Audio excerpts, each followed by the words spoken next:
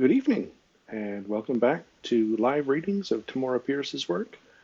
This evening we are starting the second book in the Protector of the Small series, Paige. In Chapter 1, Paige Kelladry. Fall that year was warm. Heat lay in a blanket over the basin of the river Oleron, where the capital of Tortal covered the banks. No breath of air stirred the pennants and flags on their poles. The river itself was a band of glass, without a breeze anywhere to ruffle its shining surface. Traffic in the city moved as if the air were thick honey. No one with sense cared to rush. Behind the royal palace, 11-year-old Kelladry of Mindolin stared at the rising ground that led from the training yards to the page's wing, and decided that she had no sense. She felt as if she'd let people beat her with mallets all morning. Surely it was too hot for her to do as she normally did, run up that hill to reach her rooms and bathe. After all, she'd be the only one to know if she walked today. Who would think this cursed harness would make such a difference, she wondered, reaching under her canvas practice coat to finger broad leather straps. At some point during her first year as page, she had learned that second, third, and fourth years wore weighted harnesses, and that more weights were added every 4 months, but she had never considered it in terms of herself. Now she wished that she had donned something of the kind in the empty summer months, when she made the daily trek to the palace to keep up her training. If she had, she wouldn't ache so much now. She wiped her sleeve over her forehead. "It's not even like you're carrying a lot of weight," she scolded herself. "8 little discs, maybe 2 pounds in lead. You trained last year and all summer with lead-weighted weapons just to build your strength. This can't be that different." But it was. Hand-to-hand combat, staff work, archery, and riding took extra effort with 2 pounds of lead hanging on her shoulders, chest, and back. "I've got to run," she told herself wearily. "If I don't move soon, I'll be late to wash and late to lunch, and Lord Wilden will give me punishment work. So heat or no, I have to go up that hill. I may as well run it." She waited a moment more, steeling herself. She hated this run. That slowly rising ground was torture on her legs even last spring, when she'd been running it off and on for more than half a year. No stranger looking at her would have thought this disheveled girl was the sort to cause a storm of argument at court. She had a dreamer's quiet hazel eyes, framed in long lashes, and plain brown hair that she wore cropped as short as a boy's. Her nose was small and delicate, her skin tan and dusted with freckles. She was big for a girl of 11, 5 feet 3 inches tall, and solidly built.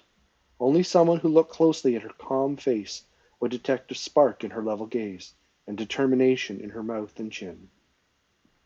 At last she groaned and began to trot up the hill. Her path took her behind the mews, the kennels, and the forges. Men and women in palace livery and servants' garb waved as she ran past. A woman told some kennel workers, "Looky here! Told you she'd be back." Kell smiled through pouring sweat.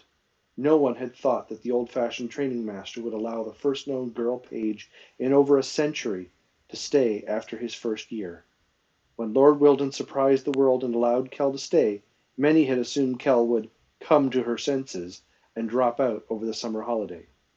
"I think by now they'd know I won't quit," she thought as she toiled down up the hill. She was lurching when she reached the kitchen gardens, her shortcut to the page's wing. There she had to catch her breath. An upended bucket did for a seat. She inhaled the scents of marjoram, sage, and thyme, massaging her calf muscles. For the 100th time she wished she could use the palace baths as the boys did, instead of having to go all the way to her room to wash up. "Hi, you!" cried a male voice from the direction of the kitchens. "Come back with those sausages!" Kell got to her feet. A cook raced out of the kitchen, waving a meat cleaver. Empty bean poles, stripped after the harvest, went flying as he crashed through them. Metal flashed as the cleaver chopped through the air. The man doubled back and ran on, plainly chasing something far smaller than he. Once he stumbled, once he dropped the cleaver. On he came, cursing. The dog he pursued raced toward Kell. A string of fat sausages hung from his jaws. With a last burst of speed, the animal ducked behind Kell. The cook charged them, cleaver raised. "I'll kill you this time," he screeched, face crimson with fury. Kel put her hands on her hips. Me or the dog? Out of the way, Paige, he snarled, circling to her left. He's stolen his last meal. As she turned to keep herself between the man and his prey, Kel glanced behind her. The dog huddled by her seat, gobbling his catch. Stop right there, Kel ordered the man. Move, or I'll report this to my Lord Wilden, he snapped. I'll get that mongrel good and proper. Kel gathered dog and sausages up in her arms. You'll do no such thing, she retorted. The dog, knowing what was important, continued to gorge. You'll hand that animal over now, my lad, if you know what's right, the servant told her. He's not but a thieving stray. He's got to be stopped. With a meat cleaver? Demanded Kel. If that's what it takes. No, she said flatly. No killing. I'll see to it the dog doesn't steal from you. Sausages is worth money. Who's to pay for them? Not me. Kel reached instinctively for her belt and sighed, impatient with herself. She didn't wear her purse with training clothes. Go to Salma Anyar, in charge of the pages wing, she said loftily. Tell her Kelladry of Mindolin request that she pay you the cost of these sausages from my pocket money. And you'd better not overcharge her, she added. Kel... Oh, Mitros is... He looked at her and changed what he about to say. Shield, you're the girl. Being soft-hearted will do you no good, mistress, he informed her. Be sure I'll get my money. And if I see that animal here again, he pointed at Kel's armful, I'll chop him up for cat meat, see if I won't. He thrust his cleaver into his belt and stomped back to the kitchens, muttering. Kel adjusted her hold on the dog and his prize and headed for the page's wing. We aren't allowed pets, you know, she informed her passenger. With my luck, all those sausages will make you sick, and I'll have to clean it up. She passed through an open door into the cool stone halls of the palace. As she trotted along, she examined her armful. The dog's left ear was only a tatter. He was gray-white for the most part. Black splotches adorned the end of his nose, his only one ear, and his rump. The rest of him was scars, healing scrapes, and staring ribs. His sausages eaten, he peered up into her face with two small, black, triangular eyes and licked her. His tail, broken in two places and healed crookedly, beat her arm. I am not your friend, Kel said as she reached her door. I don't even like you. Don't get attached. She put him down, expecting him to flee. Instead, the dog sat, tail gently wagging. Kel put her key in the lock and whispered her name, releasing the magic locks that protected her from unwanted visitors. The year before, the boys had welcomed her by ruining her room and writing on her walls, making such protections necessary. While she had made friends among the pages since that time, there were still boys who would play mean tricks to make her leave. She followed the dog into the two rooms that were her palace home and halted. Two servants awaited her before the hearth. One she knew well, Gower, the long-faced, gloomy man who cleaned her rooms and fetched hot water for washing up and baths. The other was a short, plump, dark girl with crisp black hair worn neatly pinned in a bun. She was quite pretty, with huge brown eyes and full lips. Kel didn't know her, but she was dressed like a servant in a dark skirt and a white blouse and apron. On that hot day she wore the sleeves long and buttoned at the wrist. Kel waited, uncertain. Gower would surely report the dog to Selma.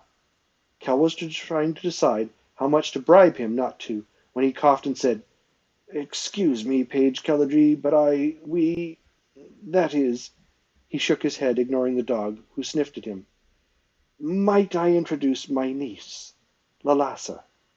The girl dipped a curtsy, glancing up at Kel with eyes as frightened as a cornered doe's. She was just an inch taller than Kel, and only a few years older. How do you do? Kel said politely. Gower, I'm in a bit of a rush. A moment, Page Kelladry, Gower replied. Just a moment of your time. In the year he had waited on her, Gower had never asked for anything. Kel sat on her bed. All right. She took off her practice jacket and harness as Gower talked. His voice was as glum as if he described a funeral. The Lassa is all alone but for me. I thought she might do well in the palace, and she might one day, but... Kel looked at him under her bangs as she pulled at one of her boots. Suddenly, Lalassa was there, her small hands firm around the heel and upper. She drew the boot off carefully. She's country-bred, not like these bold city girls, Gower explained. When city girls act shy, well, men hereabouts think they want to be chased.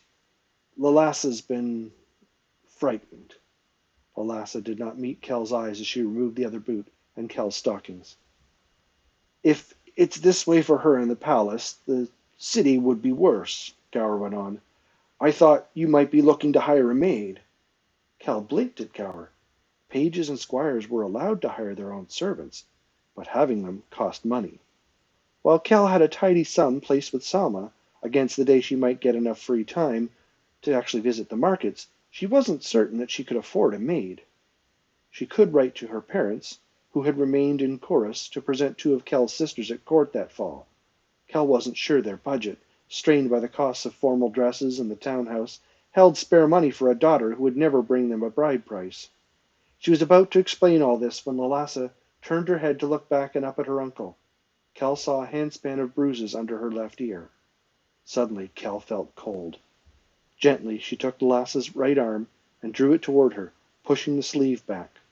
Bruises like fingerprints marked the inside of her forearm. Lalassa refused to meet her eyes. You should report this, Kell told Gower tightly. This is not right. Some are nobles, miss, replied the man firmly. We are common. And upper servants, they'll get us turned out. Then tell me the names and I'll report them, she urged. Selma would help. You know she would. So would Prince Rold. But his highness is not everywhere, and others will make our lives a misery, Gower replied. In the end, it's Lalassa's word against that of an upper servant or noble. It's the way of the world, Page Kelladry. Kell heard a whisper and bent down. What did you say? She asked. Lalassa met her eyes and glanced away. They meant no harm, my lady. Grabbing you by the neck so hard it bruised? Of course they meant harm, snapped Kell. Gower knelt. Please, Lady Kelladry, he said. If she's your maid, she'll be safe. Your family is in great favor since they brought about the Yamani alliance. Please get up, Kell pleaded. No one had knelt to her since she was 5. Then the tribute had been to her mother, standing beside her. Gower, stop it. I've enough pocket money to pay her for the quarter, she thought hurriedly as she stood and tried to tug the man to his feet. If I explain to Mama and Papa, they'll help. I know they will. She's hired, all right. Please, stop that. He stared up into her face. Your word on it? Yes, my word as a Mindalin. You won't be sorry, miss, Gower told her as he rose. Ever. Kell heard footsteps pound in the hall outside. Oh, I'm going to be late. She scribbled a note for Salma, asking for an extra magic key to Kell's door, a silver noble as a month's wages, and a spare cot for Lasso to sleep on. She waved the note to dry the ink and gave it to Gower. About the dog, she began. What dog? Gower asked. He bowed. Lalassa curtsied. They left Kell to get ready for lunch. Shaking her head at her folly, she didn't need another complication in her life. Kell looked around until she saw the dog. He had jumped onto her bed to nap. Good for you, she said, and stripped off the rest of her clothes. A real bath was impossible. She wet her head and scrubbed her face and under her arms, mourning the proper soak that would have eased her aching muscles and made her feel less sticky. Perhaps she could visit the women's baths that night, though it meant she'd have to take time from her after-supper exercises and classwork. First day, and I'm already behind, she remarked, as she struggled into her hose and tunic. Oh, how splendid. Kell raced into the mess hall that served the pages and squires. All eyes turned toward her. Some boys growled. Lunch was the page's most anticipated meal of the day after a morning's rough and tumble in practice. Since none could eat until everyone had arrived, latecomers were never greeted pleasantly. I suppose she thinks she's one of us now, so she doesn't have to be polite anymore. Joran of Stone Mountain, cultured voice was clear over the boy's low murmur. Page Kelladry, Lord Wilden of Caval, the training master, could pitch his voice to carry through a battle or across the hall easily. Kell faced his table, placed on a dais at the front of the room, and bowed. A knight who is tardy costs lives. Report to me when you have eaten. Kell bowed again and went to get her food. Joran of Stone Mountain. Lord Wilden's level tone was the same as it had been for Kell. Good manners are the hallmark of a true knight. You, too, will report once you've finished. Kell sighed. She and Joran had not gotten on during her first year as a probationer. She'd hoped that would change now that she was a true page. If Joran was to be punished on her account, she didn't think it would improve his feelings about her. Once her tray was filled, Kell looked around. Hands waved from a table in the back. She walked over and slid into place among her friends. Nealon of Queen's Cove poured her fruit juice while other boys passed the honey pot and butter. "So, Kelladry of Mindolin," said Neil, his slightly husky voice teasing, "not even a full day in your second year, and already you have punishment work lined up. Don't leave it to the last minute, that's what I say." He was a tall, lanky youth who wore his light brown hair combed back from a widow's peak. His sharp-boned face was lit by green eyes that danced wickedly as he looked at her. He was 16, older than the other pages, but only in his second year. He had put aside a university career to become a knight. Neil had taught Kell to know the palace the year before, assisting her with classwork and cheering her worst moods with his tart humor. In return, she tried to keep him out of trouble and made him eat his vegetables. It was a strange friendship, but a solid one. "Neil's just disappointed because he thought he'd be first." The quiet remark had come from black-haired, black-eyed Seaver. He, too, was a second-year page. "I'm surprised he didn't dump porridge on Lord Wilden this morning, just to get the jump on the rest of us," joked Cleon. A big, red-headed youth, he was a fourth-year page. "Guess you'll have to wait till next fall, Neil." He smacked the top of Neil's head gently, then went for seconds. Kell looked to see who else had joined them. There was red-headed Merrick of Hollyrose, whose temper was as quick as Cleon's was slow, dark, handsome Phaleron of King's Reach, Merrick's cousin, and Esmond of Nicoline, whose normal powdering of freckles had thickened over the summer. All were her friends and members of the study group that had met in Neil's room the previous year. With them were 3 new first-year pages, boys that Cleon, Neil, and Merrick had chosen to sponsor. She wasn't sure if they were friends or not. They would have been rude to refuse to sit with their sponsors, and thus with the girl. Only one of their company was missing, Prince Rold, but that was expected. Rold, now a fourth-year page, was always careful to slight no one. He had eaten with Kell, Neil, and their group the night before. Today he and the boy he had chosen to sponsor sat with some third-year pages. Lunch passed quickly, the boys' talk filling Kell's ears. She had little to say. After living in the Yamani Islands for 6 years, she had picked up Yamani habits, including a reluctance to chatter or let emotions show. Someone had to listen to all that talk. At last it was time to hand in her tableware and present herself to Lord Wilden. Joran was already at the dais waiting. Lord Wilden always made it clear when he was ready to speak to his charges. When Kell reached the dais, Joran stepped away from her. Kell sighed inwardly, her face Yamani blank.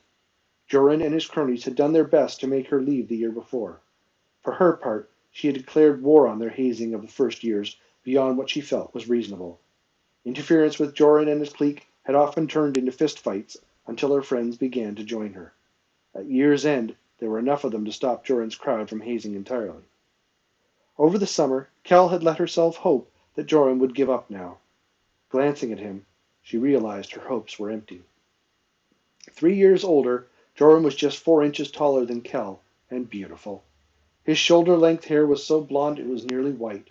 It framed pale skin, rosy cheeks, and sky-blue eyes set among long, fair lashes. He was one of the best pages in unarmed and weapons combat, although in Kell's opinion, he was heavy-handed with his horse. Well, I've only 1 more year with him, Kell thought, as Lord Wilden finished cleaning his plate. After he takes his big examination, he'll be a squire and gone most of the year.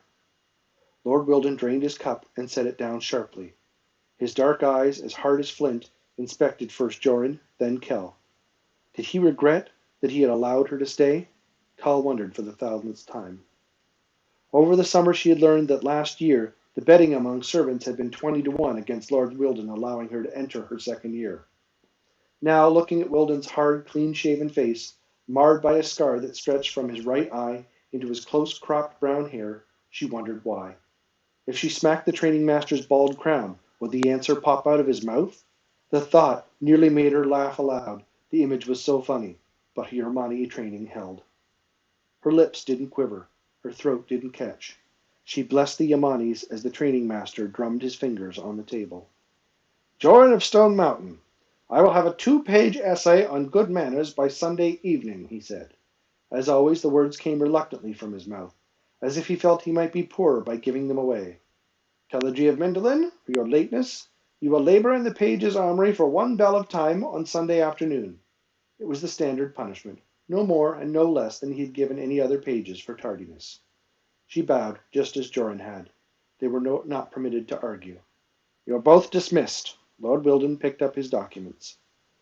Joran made sure he beat Kell out of the mess hall. She let him have the lead, since he seemed to think it was important. Once he was out of her way, she ran back to her rooms. She needed to collect her books for the afternoon's classwork. There you go. Keladji is back at it, and now she is a page.